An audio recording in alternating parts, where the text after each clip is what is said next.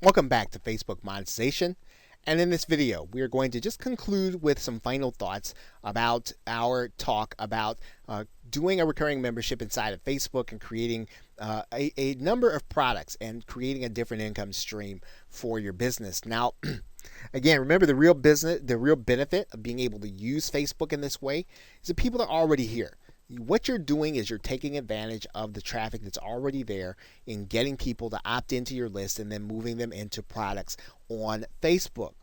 What you are also taking advantage of is Facebook's gating features for your content. So in other words, when you set that membership to close, people are not going to be able to see that content. And that means then you're going to be able to have a robust delivery system for your content without having to use a membership software site. And what you want to do is to get people to join you outside of Facebook for the maximum number of marketing opportunities. So make sure that you're getting people onto your email marketing list, even if they've liked your page, even if they've decided to become part of your membership. You want to make sure they're also on that email list. And remember now, if you want to monetize more, do live events in addition to your content. Give people the opportunity who are not in your community to experience what's going on in your community through a live event. Do live events for your community so that you're bringing in experts who have products to sell, who can actually help your members and give your members a different voice.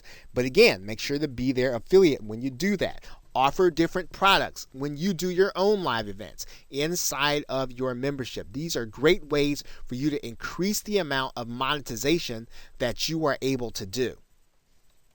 And of course, make sure you do some free content. We just talked about doing a webinar where you invite people who are not in your community, but also do more content.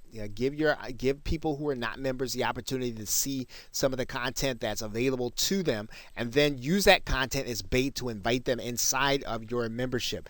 Remember, the best thing that you can do for your membership is to replace those members that are leaving with members at the top of your funnel, as opposed to going to the bottom of the funnel to do things to try to keep people in the membership, because again, that will cause you to do the wrong things and to cause you to make the wrong decisions about content, about the membership, and about how you treat your members. You want to make sure that you're always feeding people into the top so that you make the right decisions for the right reasons and to over deliver on what you promise, and then use those other opportunities to provide additional content in additional products, as opposed to stuffing everything into your membership to keep people in.